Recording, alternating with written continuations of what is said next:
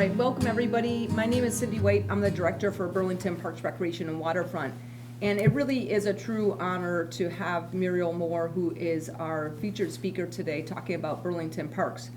Muriel and I had the opportunity to really get to know each other back, gosh, Muriel, I'm not sure how many years ago that was. Maybe it was about 10 years ago when I was working in Rutland. And we worked on a project together talking about capturing the history of Teresa Brungar. Teresa is a renowned park and recreation professional. She was the first state recreation director working for the Vermont State Parks, and she is in the National Recreation and Parks Association Hall of Fame. And we did a video together to capture that history, and it really was just a really fun project. I remember I was partway through the project on my own, and Muriel came on board, and I thought, oh dear, this is going to take us a lot longer. But then the richness that Muriel brought to the history, and you'll get a sense of that today, the research that she puts into finding out what is the history of Burlington Parks, Rec, and Waterfront. And so again, I'm just so pleased to have Muriel here today. Muriel, thank you so much for taking the time to talk to our community. And I know some of you are listening in virtually. This will also be taped. We have the Media Factory has volunteered to tape this for us. And so we appreciate Muriel again being here, and thanks to the Media Factory for taping it for us. And recording in progress.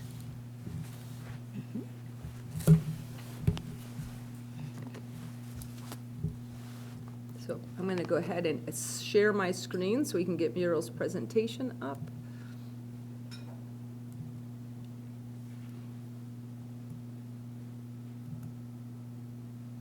You are all set. Great. Good. Yes, thanks for being here today.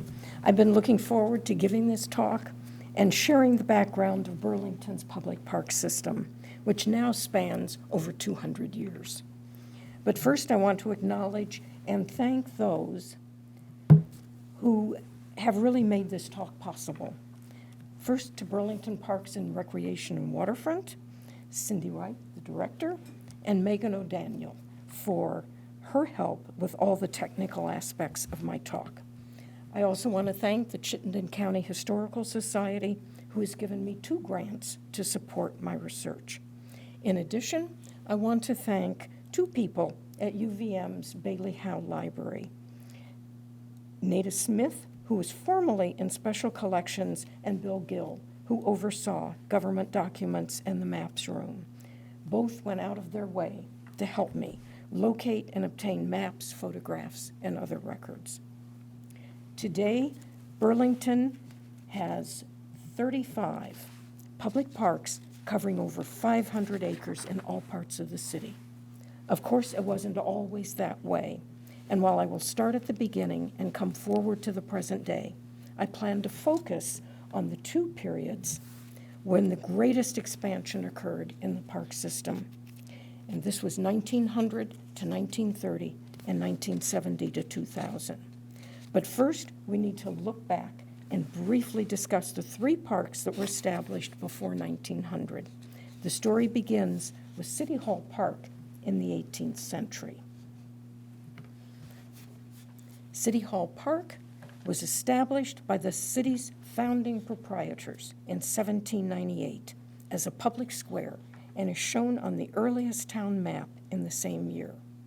Was originally called Courthouse Square.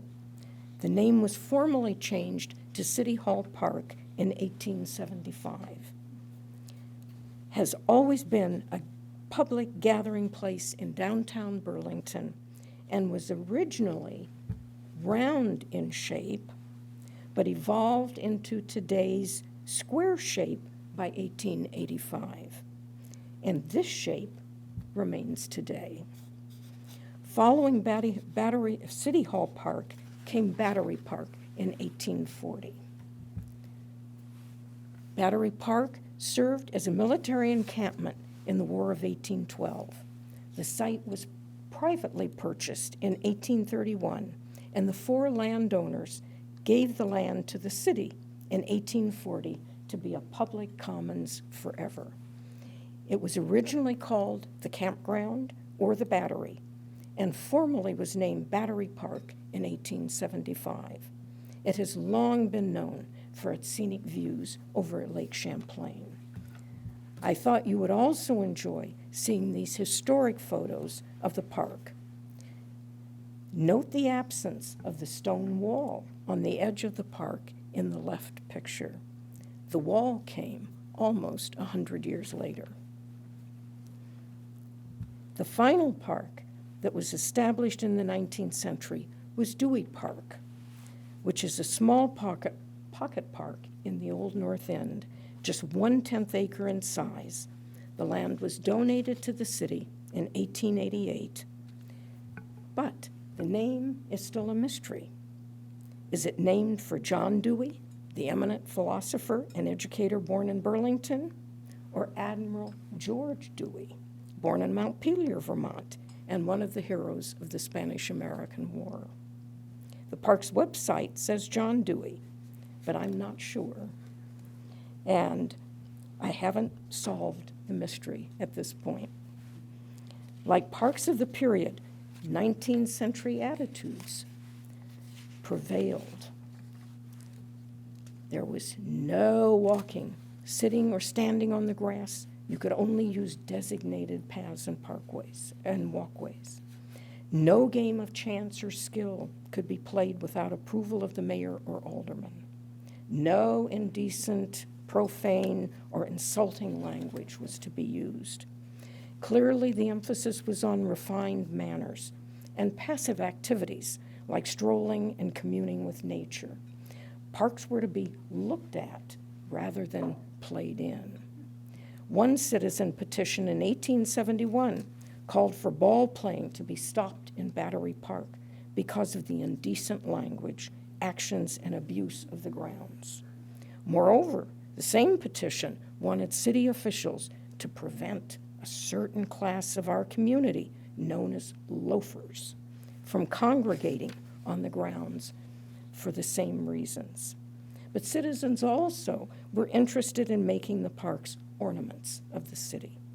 As early as 1848, the Burlington Free Press was calling for a water fountain, walks, and benches in City Hall Park. And in 1853, civic-minded women held a ladies' fair and raised $600 to fence and landscape Battery Park. In fact, women played a key role by initiating petitions to alleviate problems in the parks. One petition, signed by 60 women, called for selectmen to save Battery Park from mischievous people who break the fences and tear up and burn the turnstiles to give cattle and horses ingress to the place. However, by the late 1800s, working class people, especially in big cities, started agitating for neighborhood spaces where they could play baseball, walk on the grass, and have social gatherings. In short, they wanted places for active play, and social reformers moved to address the need. Starting as sand gardens for children in Boston, the playground movement gathered steam and literally swept across the United States during the first part of the 20th century. It affected cities of all sizes.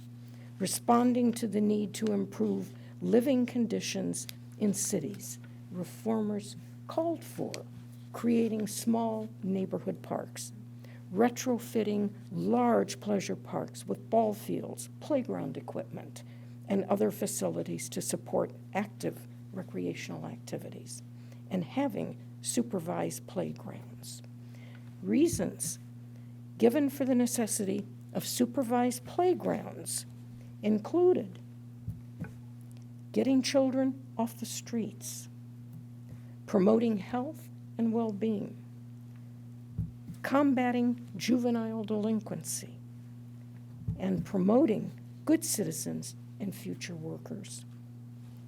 And Burlington was aware of these reform calls. Locally, by the 1870s, the city health officer was writing about the deplorable tenements, unfit for habitation, and the amount of accumulated filth sufficient to generate cholera or other epidemic diseases, in the yards behind buildings that surrounded the square, meaning City Hall Park. And Burlington mayors began talking about the benefits of parks, including one who referred to them as breathing places in the city.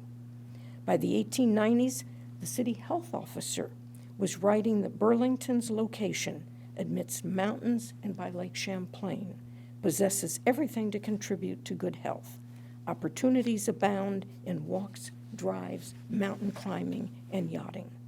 And one mayor called for acquiring more parkland and for improving Battery Park for outdoor recreation, since it was conveniently situated to the most thickly populated portion of the city.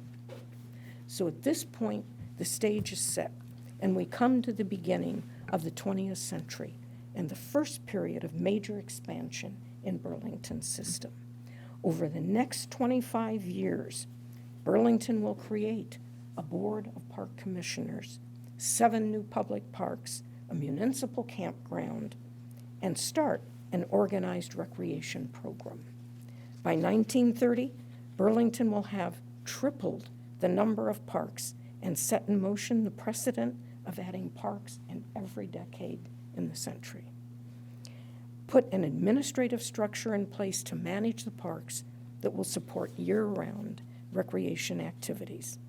Clearly, this is a compelling period and one that we need to look at more closely. Establishing the Board of Park Commissioners in 1902 was a key step.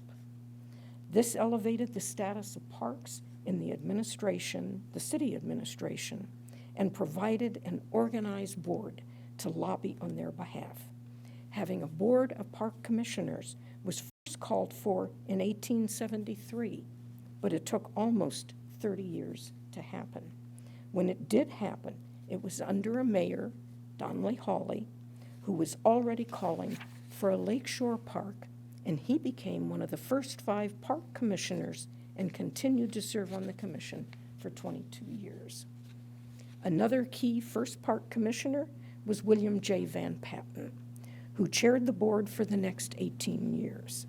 Van Patten was a former Burlington mayor and an established businessman in the city. He also owned a portion of what had been Ethan Allen's farm in Burlington, and was determined to make part of the land a public park to commemorate Ethan Allen. To accomplish this, he first donated 15 acres of the highest part of the land to the Vermont State Society of the Sons of the American Revolution, with the understanding that the Sons would erect a tower on the summit in memory of Ethan Allen before turning the land over to the city. The dedication of the tower was in August 1905 and was a huge event in the city. Speaking in this picture is Vice President of the United States, Charles W. Fairbanks. Many other dignitaries attended the dedication, including the U.S. Secretary of the Interior, who was a grandson of Ethan Allen, and the Vermont governor. 2 years later, in June 1907, the citizens of Burlington voted to expand Ethan Allen Park by purchasing an additional 52 acres of land from Van Patten for $10,000. This is the first time people ever voted for parkland in the city, and I thought you would be interested in this wonderful historic broadside urging people to vote for the park. The park was immediately popular, especially after the trolley service that's mentioned in the broadside was initiated. For a single fare of 5 cents, a person could go from any part of Burlington or Winooski to the park. When completed, Ethan Allen Park was by far the largest park in Burlington, and at 67 acres is still one of the largest today. In addition to the roads, paths, and lookouts already there, it was immediately equipped with swings, picnic tables, and a boathouse where boats were available for use on the Winooski River. The next 2 slides attest to the park's natural beauty. The first, taken around 1908, shows the Winooski River from the park, and the second is a contemporary picture of fall in the park. I should also mention that a citywide 100th anniversary celebration of the founding of the park and dedication of the tower was held in 2005. Another park added during this time was Chiffolitti Park in 1901. Chiffolitti was originally called North Park and has a long association with Little League Baseball. The park name honors Charlie Chiffolitti, who was involved with the North End Little League for 51 years. From the outset, the parks commissioners were eager to provide playgrounds for children and to acquire lakefront property. In both instances, it took some years, but the commissioners were persistent. They also were very aware of the playground movement. This quote from the park commissioners in their 1908 annual report says it all, and I quote, "The Board of Park Commissioners believe it is desirable, to as large an extent as may be practicable, to further this idea of providing playgrounds for the children of the city. The playground movement throughout the country is assuming very large proportions and is held by those who are best able to judge as an excellent means for promoting the health and morals of the children. It is far better that the children should be able to enjoy themselves in a well-appointed playground under proper supervision than to be running about the streets as so many of them are. We trust that each season additions may be made to our playground facilities." In 1910, the mayor called for a committee to study the need for children's playgrounds, and in 1912, the state legislature passed a law permitting cities and towns to provide suitable places for public recreation purposes. The Parks Commissioners not only pleaded for playgrounds, but also worked on a report for a comprehensive system of playgrounds around the city. In various annual reports, they noted the popularity of the parks with all classes of our people and the need for playgrounds in the congested parts of the city, and commented in one report that while people enjoyed the recreation opportunities at Ethan Allen Park, the park is a distance, and neighborhood parks would be more easily reached. These efforts culminated in the 1920s with the addition of 3 neighborhood parks: Smalley Park, just off downtown, and Roosevelt Park in the Old North End, and Callahan, or South Park, as it was then known. All the parks except City Hall Park had playground equipment, and several had supervised recreation programs in the summer. Smalley Park was donated by the then mayor and his wife, J. Holmes and Carolyn Jackson, and named in honor of her father. Both Jacksons later served as park commissioners, and it was Mayor Jackson who named the first woman Parks Commissioner in 1918. She was Nellie Waite Flynn, a noted botanist who served until her death in 1922. Her husband, John J. Flynn, followed her on the Parks Commission, and part of their estate, known as Star Farm, became Star Farm Park in 1990. Gaining land on the lake shore also took a number of years and became very contentious. There were really 2 issues. One involved obtaining a municipal bathing beach, and the other gaining public right-of-way to the waterfront from streets at the foot of downtown. The latter issue concerned the filled lands in Burlington Harbor and the public's rights over that land. However, since this issue is also central to the development of the contemporary waterfront that we know today, I'll talk more about this when I get to that part of my talk, stating that it will certainly be a public calamity a generation hence if the city does not own an outing place on the lake shore. Mayor Donnelly Hawley led the charge for a municipal bathing beach in 1901. He envisioned a large piece of land with a good beach and plenty of shade as near the city as possible. It took 17 years to achieve, but North Beach Park finally became a reality in 1918. And by early 1919, the city had erected a bathhouse where people could rent swimwear and lockers. The park was immediately popular and was formally opened on July 4th, 1919, as part of the Welcome Home celebration for the veterans of World War I. Following a downtown parade where the reviewing stand was in City Hall Park, special cars transported veterans to North Beach for an afternoon of sports activities, a clam bake, and evening fireworks on the beach.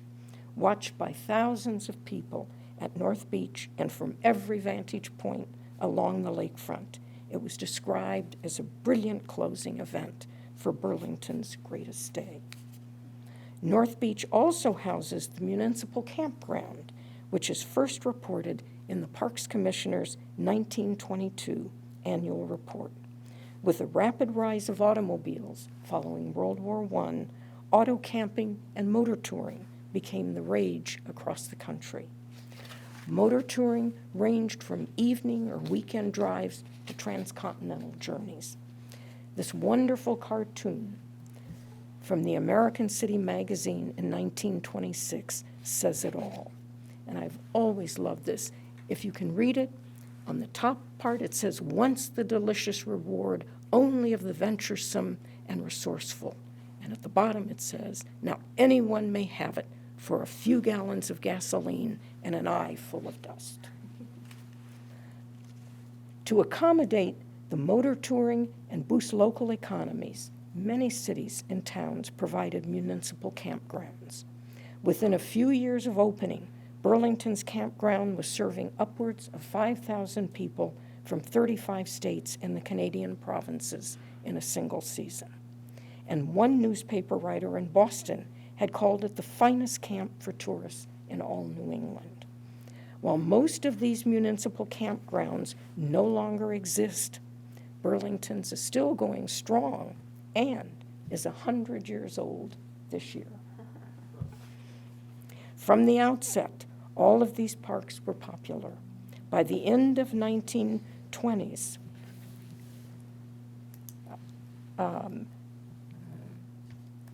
the park commissioners are reporting that, I think I need to go ahead here, North Beach Campground, we'll go ahead. Almost 30,000 children, the parks commissioners, by the end of the 20s, are reporting that almost 30,000 children are participating in supervised playground programs. Baseball diamonds at Smalley and Roosevelt Parks are in constant use, especially at Smalley, by older boys who work in the mills and factories. The municipal beach attracts upwards of 5,000 people on some days, and winter sports have become extremely popular with as many as 2,000 people skating at Roosevelt Park on a single day. At this point, Burlington's park system is well launched and poised for the future, but the next period will be quite different. Initially, it will be a time of responding to national crises, the Depression in the 1930s and World War II in the early 1940s. And the rapid park development will slow until these events are over. However, these events will force national changes in parks and recreation that still affect us today. First and foremost was the impact of the New Deal federal programs like the Works Progress Administration, the WPA, the Civilian Conservation Corps, the CCC, and the National Youth Administration that were created during the Depression to combat the massive unemployment. When the Depression forced municipalities to slash park and recreation budgets, the federal New Deal programs provided employment and the financial resources to complete 20,000 projects in public recreation throughout the country. Scores of parks, playgrounds, athletic fields, swimming pools, bathing beaches, and other recreation facilities were built in cities and towns, which provided people with inexpensive recreation close to home. And Burlington was typical of how cities coped during the Depression. For example, the charity department expenditures went from $19,000 in 1929 to $146,000 in 1933, and the number of families served jumped from 93 to 424 and even to 743 one year. The library recorded record-setting book circulation and described its reading rooms as filled to capacity every day in winter months. And the Parks Department reported that fiscal appropriations were down significantly. Attendance at parks in Municipal Beach were the largest in years. Camping receipts were greatly decreased, and playgrounds were forced to close until federal monies from the National Youth Administration program paid for supervisors. In addition, the department used 70% of its budget for labor to give people work and described in annual reports the variety of park improvements accomplished through federal WPA grants. Two examples of WPA projects are shown in this slide: the Pinnacle House in Ethan Allen Park on the left and the Stone Wall in Battery Park. One new national park was gained during this time in 1931, and that was a 20-acre natural area known as the Arthur property on North Avenue, which is still maintained today as an undeveloped conservation area. The war years were also a time of restraint and different priorities. In terms of parks and recreation, priorities shifted to providing opportunities for service personnel and war workers. On the home front, popular activities included listening to the radio, commercial amusements like movies and dance halls, and recreation close to home in neighborhood parks. Where people in the 1920s were spending $10 billion per year for recreation, including nearly $3.5 billion for automobile touring and the pleasure use of cars, gas rationing during the war dramatically curtailed this activity. The National Park Service reported that attendance declined 70 to 80% in some national and state parks, and some even closed. However, attendance held firm at parks near large population centers are those used by military forces. And in Burlington, the parks were reported being used far more than normally, and supervised programs for children continued with federal program assistance.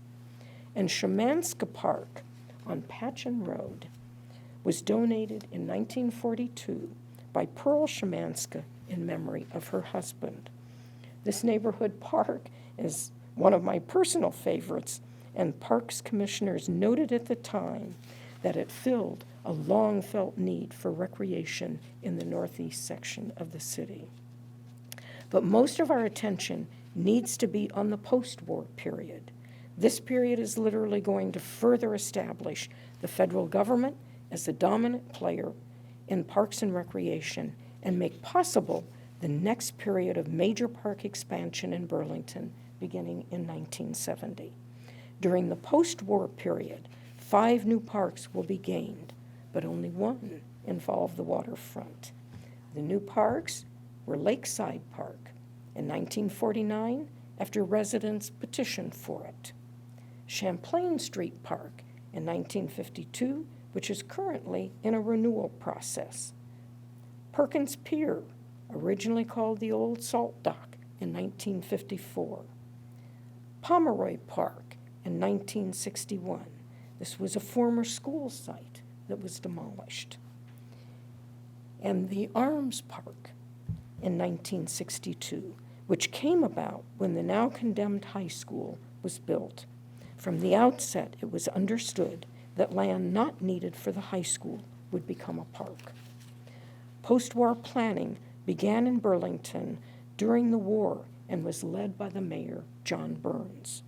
In his annual reports, he discussed the need for jobs, both for returning service personnel and war workers whose jobs would be displaced with a shift from war to peacetime, the housing crunch for returning veterans and their families, and the need to expand the airport to share in the flying future of the nation. He also called for acquiring new property along the shoreline and a continuation of efforts to clean up and beautify the waterfront, and to study the need to increase recreation facilities. Clearly, Burns correctly anticipated the coming trends. Following the war and through the 1960s, the country boomed as never before, and I want to give you a few examples. The baby boom. Over 76 million babies were born between 1946 and 1964. Today, these folks are known as the baby boom generation. The housing boom.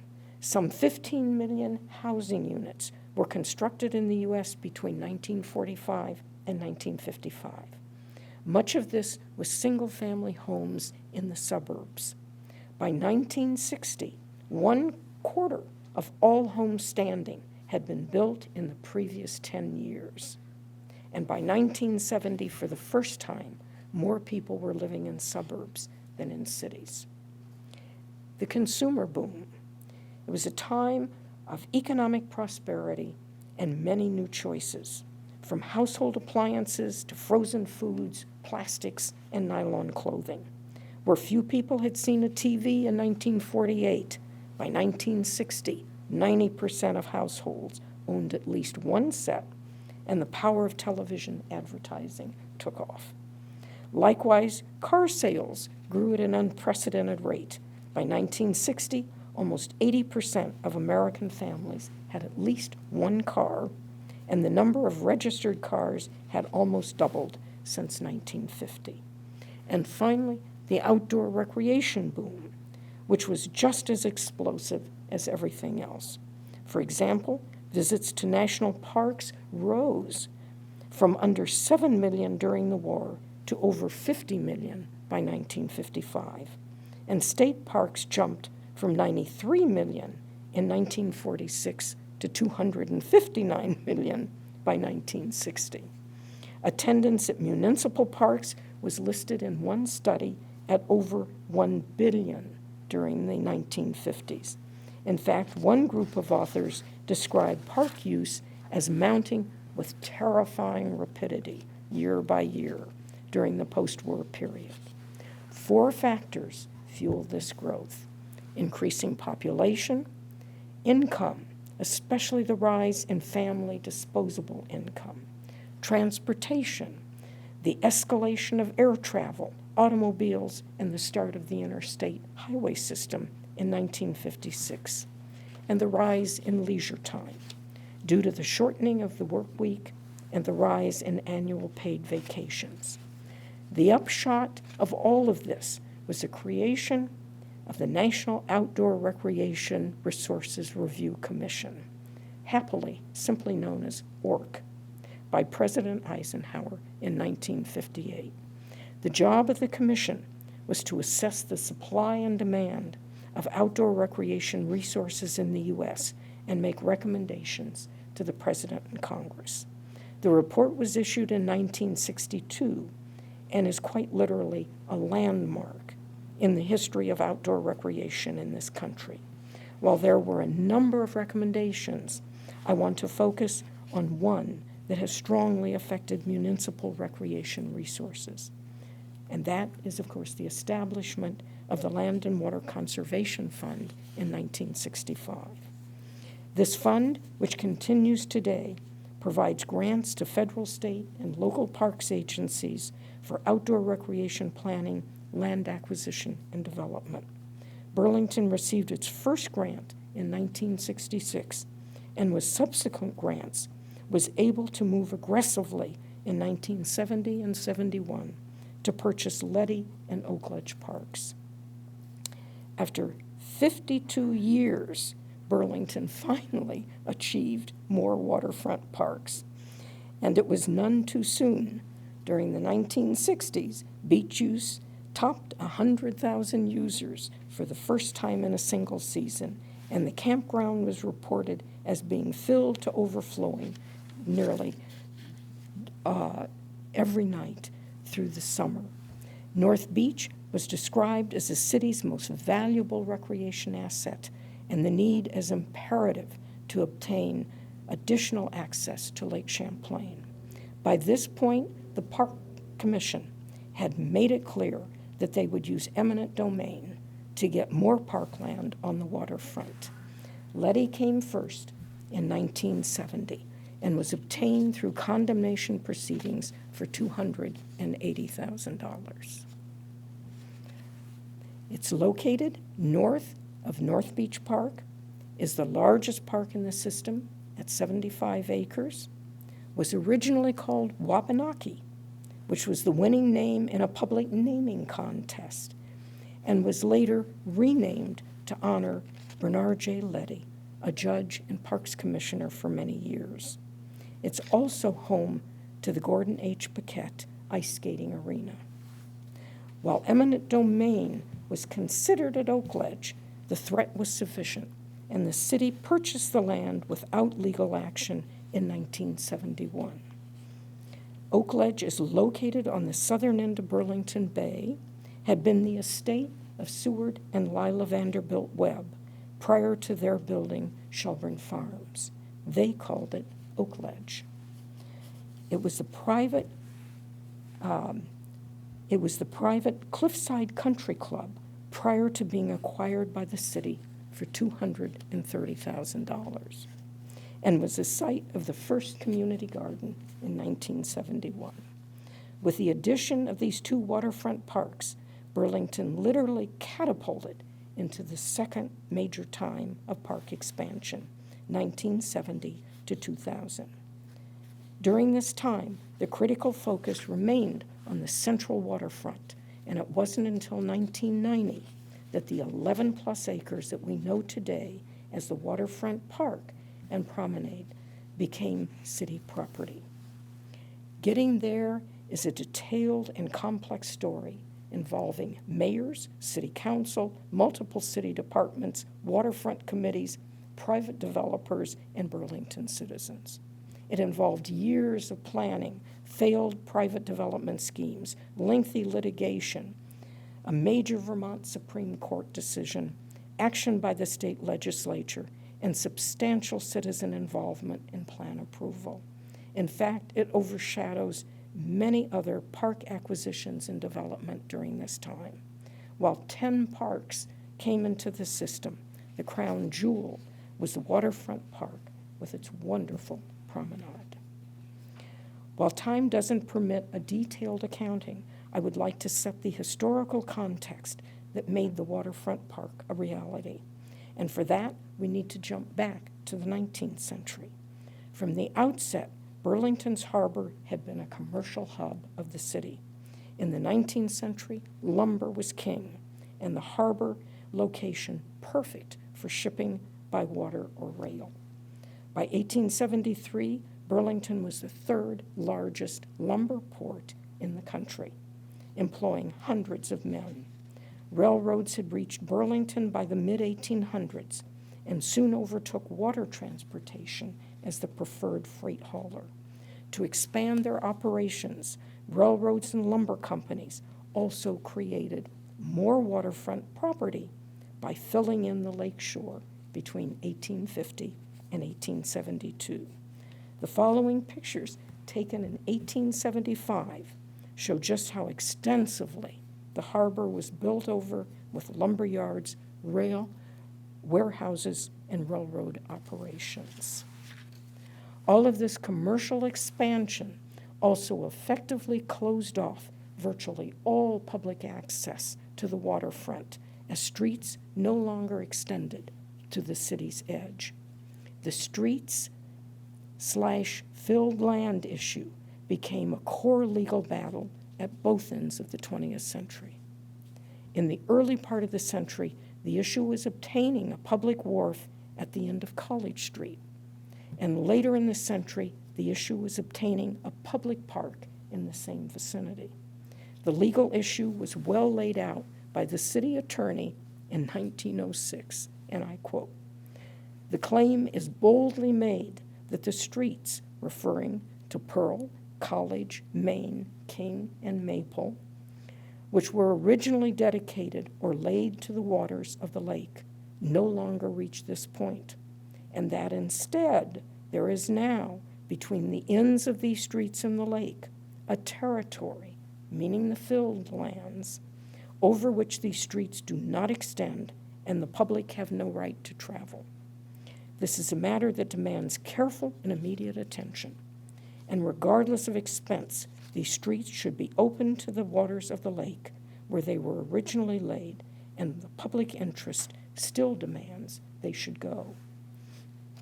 During both times in the century, the case involved the Central Vermont Railway and took years to be settled. Both times, the cases went to the Vermont Supreme Court, and both times Burlington prevailed.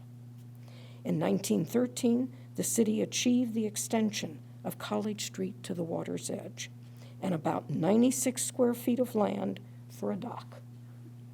In terms of the contemporary waterfront park, the issue settled by the Vermont Supreme Court concerned the filled lands on the waterfront and whether the so-called public trust doctrine applied to these lands.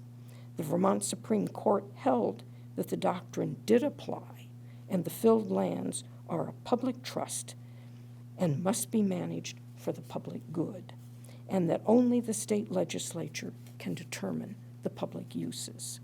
The legislature had chartered the railroad in the 19th century, and the court ruled that the railroad's use of the property was limited by the charter to railroad, wharfing, and storage purposes only. If the railroad breached their condition of use, then the state had the right of reentry to the lands. This was, of course, a landmark decision and paved the way for the city to acquire Waterfront Park in 1990, and the other waterfront areas known as the Urban Reserve and the interim development area shortly after. Throughout the 20th century, I feel there was always public interest in the lake shore, and I have been struck by the historian Marshall True's statement in a paper, and I quote, that the opening of a city park at North Beach, the climax of more than a decade of effort by park commissioners and like-minded citizens, was a symbolic concession that the future development of the lake shore would emphasize the recreational and residential values of these properties rather than the commercial potential. Yes, it took a long time, and yes, it took the decline of the industrial uses for the recreation potential to be fully realized. As the lumber industry declined, the lumber yards were replaced with oil storage tanks, but their use also became marginalized. By the late 60s, the waterfront, with its rail yards, oil tanks, junk yards, grain storage facilities, and auto body shops, was run down, to say the least. In a paper describing the decades between 1920 and 1960, the historian Samuel Hand spoke of Burlington's waterfront, and I quote, "During these years, Vermonters allegedly turned their backs on and trashed the lake. There was no Lake Champlain committee yet. Lake Champlain's value as an artery of trade had declined precipitously, and as a source of recreation, it was available almost exclusively to those who lived on its shores. Some thought its principal value was a repository for industrial and human waste, and of course, as a source of drinking water.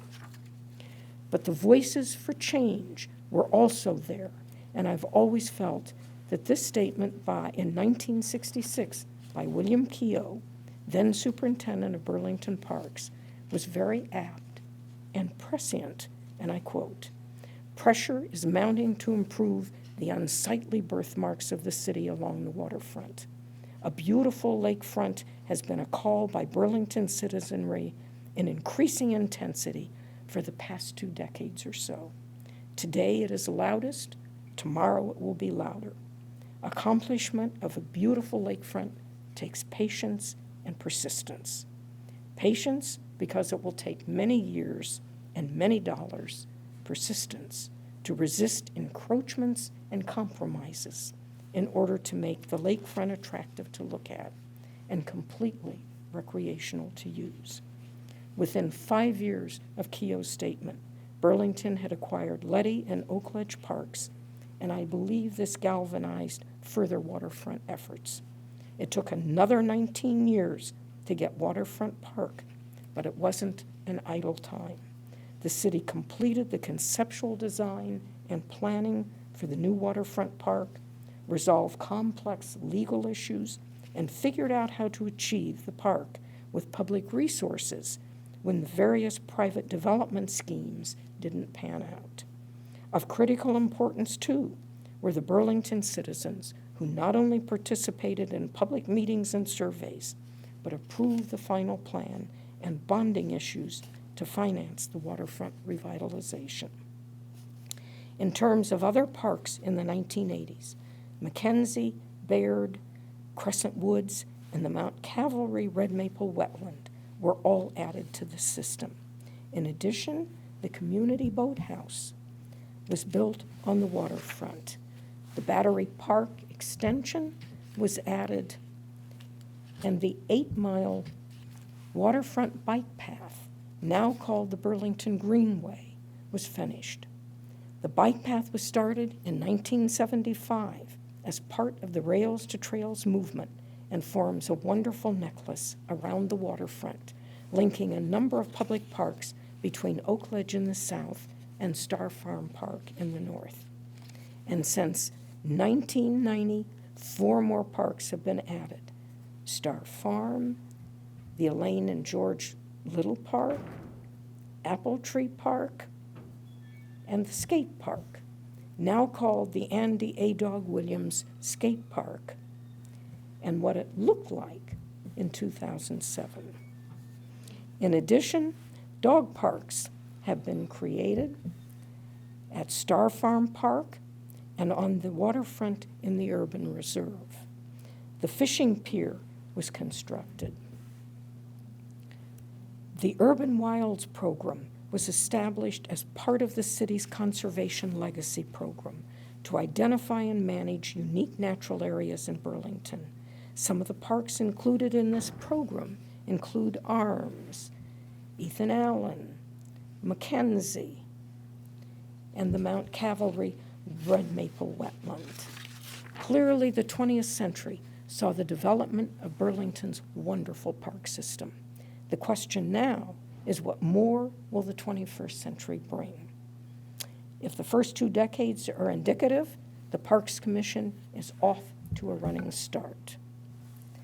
You've completed master planning for the park system and created a planning division to carry out plan recommendations and complete individual park plans.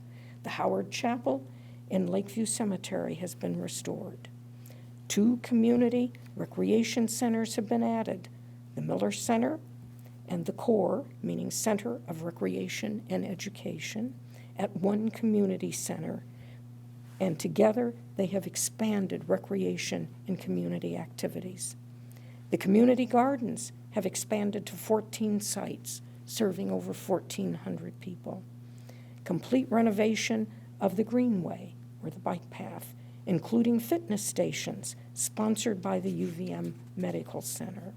Expanded linkages of bike and pedestrian trails and paths, like the 127 bike path and the Burlington Wildways trails. Created a disc golf course at Chiffolitti Park. And of course, you have Penny for Parks. And through that program, which came about in 2008, you have spruced up and renovated many parks and done many projects with that money. You've also created a Parks Foundation. You've helped to create an independent, nonprofit organization for fundraising and advocacy. You've purchased Texaco Beach at the Waterfront Dog Park, and you have added Keeslick Park in 2015 and Waterworks Park in 2019. And the Universal Playground at Oakledge Park is coming soon. Finally, what is the promise of these parks in my title? The most evident, of course, is that they exist. Green oases in the city. They are places to play and places for quieter time. They are places to gather and places to visit alone. They are repositories of our history, and they are places of democracy in action, where all people are welcome. They are perhaps our greatest public good. What they ask of us is our stewardship and our belief in their value to the community. With that, they will continue to survive and thrive. Thank you for inviting me to speak. I welcome your questions or comments. Yeah,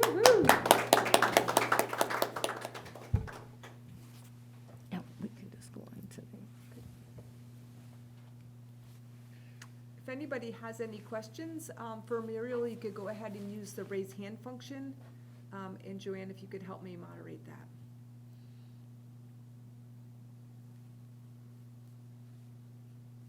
I wonder while we wait for them, if I could ask, did you see much about the evolution of the Parks Department itself over this period? I don't know at what point it became a standalone department versus just incorporated in the administration. Did you see much about that in your research? Muriel, if you wouldn't mind repeating the question so people can hear what the question was before you respond. Is that okay? Can you do that? Yes. The question was, what did I know about the timing of the formation of the department? What I can tell you is that with the Park Commission, and that really established, and that happened in 1902, that really started the foundation, the structure of in city government. And they talk, I have read about that the first superintendent was named, I think it was around sometime in the early teens in the 20th century. A man named E.M. Long. And I began to see references made to him. But in terms of being more about a department, I'm sure that there was, but there's not a whole lot said about that. And of course, in the annual report, it was not the park director signing, it was the commission that was signing off on the annual reports that were submitted to the city. So that's a good question.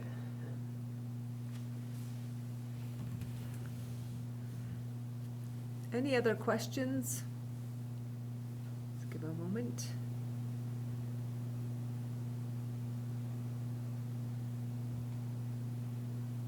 It doesn't look like it. So Muriel, that was amazing. I feel like I almost had tears in my eyes just thinking in some ways of the responsibility of the stewards of these lands now and the history behind them. Incredibly fascinating. So thank you so much for taking the time You're to very come welcome. here. And again, I'd like to thank the Media Factory who is taping this for us. So it will be available for public access following this. So if you know anybody that didn't get a chance to listen to it, we'll share a link to it at some point in the near future as they finish the editing of that. So again, thank you to the Media Factory, but most importantly, thank you very much, Muriel, for coming here and That's spending fine. that time with us. Melissa Kate also was in the chat and thanked Muriel as well. Oh, there you go. Good. Well, thank you. It's been wonderful to be here and to present it. You have, it's an As is amazing Sophie. system.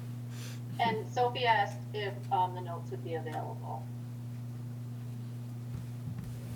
Yes, I think we could get a copy of the notes to have. Is that? Yes. What I would like to do is put references with this, Oh, perfect. Great. and Thank then you can have that, yes, of course. Yeah, and we have Abby Duke says, who's one of our commissioners, says, wonderful presentation. Thank you, Muriel. Good. One of the things that struck me when you spoke about the stewardship, Cindy, was the tremendous good that the parks have provided for community residents over so long. It's there in the numbers and the documentation. It's there with the people of the city behind it. And I think that's tremendous. Thank you, Tom.